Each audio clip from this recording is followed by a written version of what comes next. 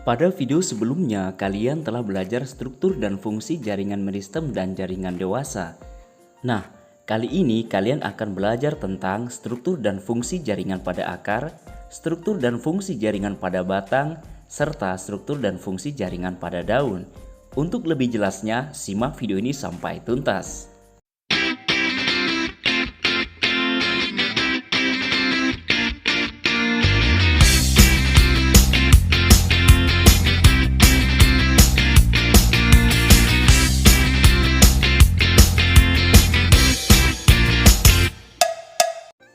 Masih ingatkah kamu dengan fungsi akar? Beberapa fungsi akar antara lain menempatkan tubuh tumbuhan pada tanah, menyerap air dan mineral dalam tanah, dan beberapa tumbuhan berfungsi untuk menyimpan cadangan makanan. Akar mampu melakukan fungsi tersebut karena akar tersusun oleh jaringan-jaringan. Adapun struktur dan fungsi jaringan pada akar dapat dijelaskan sebagai berikut. Akar tersusun atas epidermis, korteks, dan silinder pusat.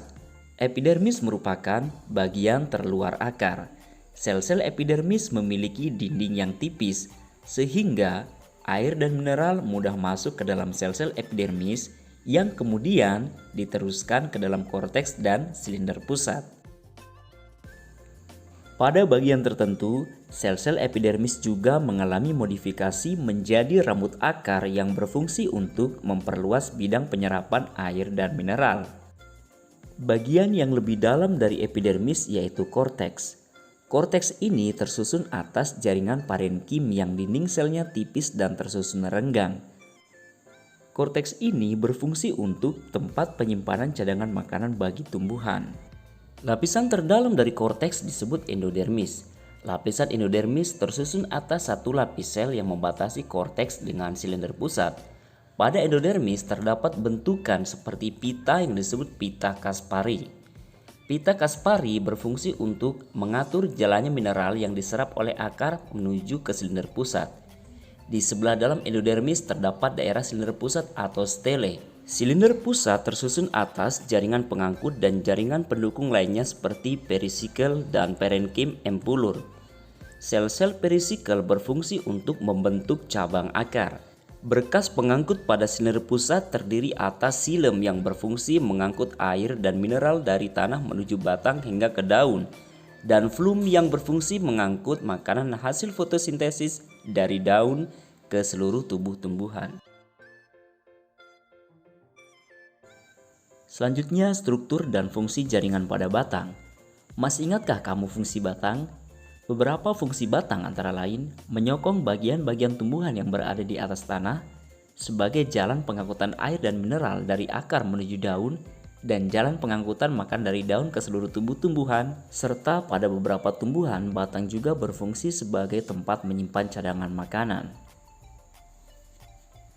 Batang mampu melakukan fungsi tersebut karena batang tersusun oleh jaringan-jaringan. Adapun struktur dan fungsi jaringan pada batang dapat dijelaskan sebagai berikut. Ini adalah struktur penampang melintang pada batang dikotil dan batang monokotil. Pada bagian terluar batang yang masih muda tersusun atas jaringan epidermis. Pada batang tumbuhan dikotil yang sudah dewasa, epidermis akan rusak dan digantikan oleh periderm atau jaringan gabus. Pada bagian yang lebih dalam dari epidermis terdapat korteks. Korteks pada batang juga tersusun atas jaringan parenkim. Pada beberapa tumbuhan seperti tebu, kentang, dan rimpang kunyit di daerah korteks inilah cadangan makanan disimpan. Berkas pengangkut pada batang merupakan kelanjutan berkas pengangkut pada akar.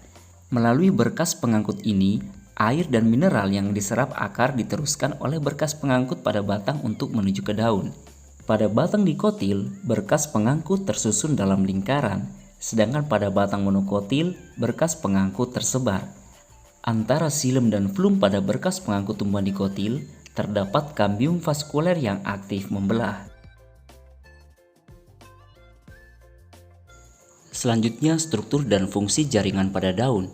Daun memiliki beberapa fungsi, antara lain mengambil gas karbon dioksida yang digunakan untuk fotosintesis, mengatur penguapan air atau transpirasi, dan pernafasan atau respirasi pada tumbuhan. Daun dapat melakukan fungsi tersebut karena daun tersusun atas jaringan-jaringan. Adapun penjelasannya adalah sebagai berikut. Ini adalah penampang melintang daun. Pada permukaan atas dan bawah daun terdapat jaringan yang disebut epidermis. Jaringan ini berfungsi untuk melindungi jaringan di dalam daun. Pada beberapa tumbuhan, daun juga dilapisi oleh lapisan lilin atau kutikula yang berfungsi untuk mengurangi penguapan. Sel-sel epidermis dapat mengalami modifikasi menjadi stomata, sisik, dan rambut-rambut. Stomata dapat membuka dan menutup, menyesuaikan dengan kondisi lingkungan. Pada tumbuhan umumnya, saat siang hari stomata membuka sehingga karbon dioksida dapat masuk ke dalam daun untuk digunakan dalam fotosintesis. Pada tumbuhan yang hidup di daerah kering, misalnya kaktus, stomata menutup saat siang hari. Hal ini dilakukan agar tidak banyak air dalam tubuh yang hilang karena menguap lewat stomata. Pada tumbuhan tersebut, stomata baru membuka saat malam hari. Proses fotosintesis pada tumbuhan terjadi pada daun. Tahukah kamu di bagian manakah dari daun tersebut terjadi proses fotosintesis? Coba kalian perhatikan gambar penampang melintang pada daun. Di bawah lapisan epidermis atas terdapat jaringan yang berbentuk silinder, tersusun padat menyerupai tiang dan banyak mengandung klorofil. Jaringan ini disebut jaringan palisade atau jaringan tiang.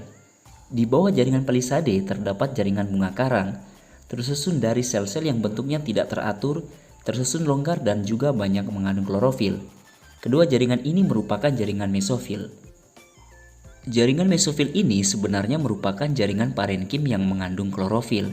Di dalam jaringan mesofil inilah terjadi proses fotosintesis. Adapun kesimpulan pada video pembelajaran kali ini adalah akar tersusun atas jaringan epidermis, korteks, dan silinder pusat.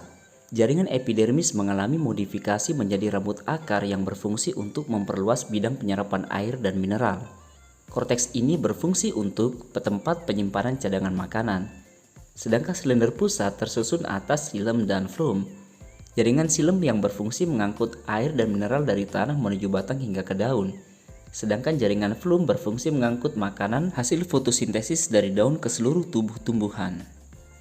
Kesimpulan berikutnya adalah batang tersusun atas jaringan epidermis, jaringan korteks, dan berkas pengangkut. Adapun berkas pengangkut tersusun atas silem dan flum. Kesimpulan berikutnya adalah daun tersusun atas beberapa jaringan, di antaranya jaringan epidermis atas dan jaringan epidermis bawah, jaringan palisade dan jaringan bunga karang, serta berkas pengangkut yang juga tersusun atas jaringan silem dan flum.